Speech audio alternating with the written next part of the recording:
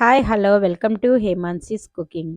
ఈరోజు మీకు చూపించబోతున్న రెసిపీ అచ్చం బయట బండ్ల మీద అమ్మే దోశని ఎలా ప్రిపేర్ చేసుకోవాలో ఈరోజు వీడియోలో చూపిస్తున్నానండి.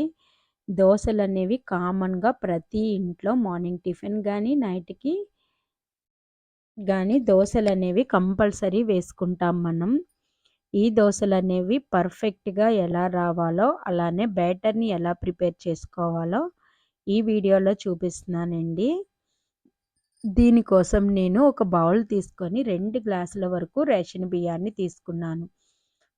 మీరు కంపల్సరీ రేషన్ బియ్యం తీసుకోండి. అప్పుడే మనకి దోశలు అనేవి మెత్తగా బాగా వస్తాయి, బయట క్రిస్పీగా బాగా వస్తాయి. ఇప్పుడు అదే గ్లాస్తో ఒక పావు గ్లాస్ వరకు మినప్పప్పు, పావు గ్లాస్ వరకు శనగపప్పు తీసుకొని వీటన్నిటిని బాగా కలుపుకోవాలి. ఇప్పుడు దీనిలో 1 స్పూన్ వరకు మెంతుల్ని వేసేసుకొని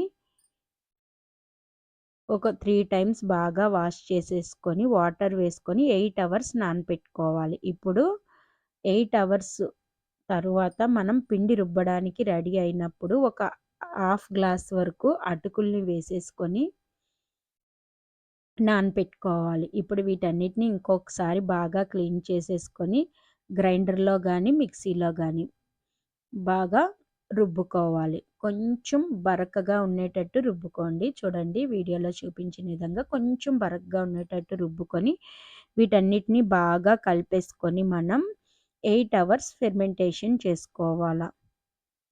8 అవర్స్ తర్వాత చూడండి ఎయిర్ బబుల్స్ అనేవి బాగా మనకి ఫామ్ అయ్యాయి. ఇలా ఎయిర్ బబుల్స్ అనేవి ఫామ్ అయితే పిండి మనకి బాగా పులిసినట్టు మాట.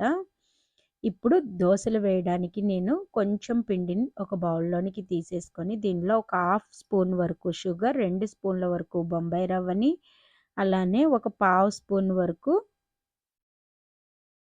సాల్ట్ని వేసేసుకొని బాగా కలుపుకొని వాటర్ వేసుకొని నేను దోశ బ్యాటర్లోనికి రెడీ చేసుకున్నాను.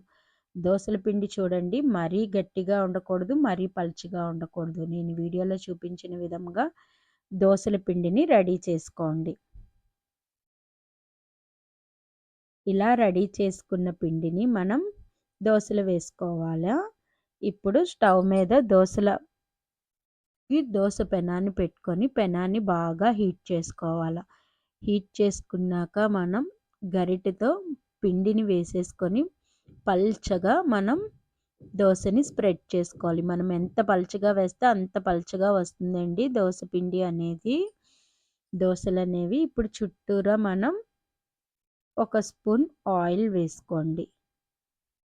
ఆయిల్ వేసేసుకొని మనం దోశ బాగా కాలాక మనం ప్లేట్లోనికి తీసుకొని సాంబార్తో కానీ చట్నీతో కానీ సర్వ్ చేసుకుంటే చాలా బాగుంటుందండి.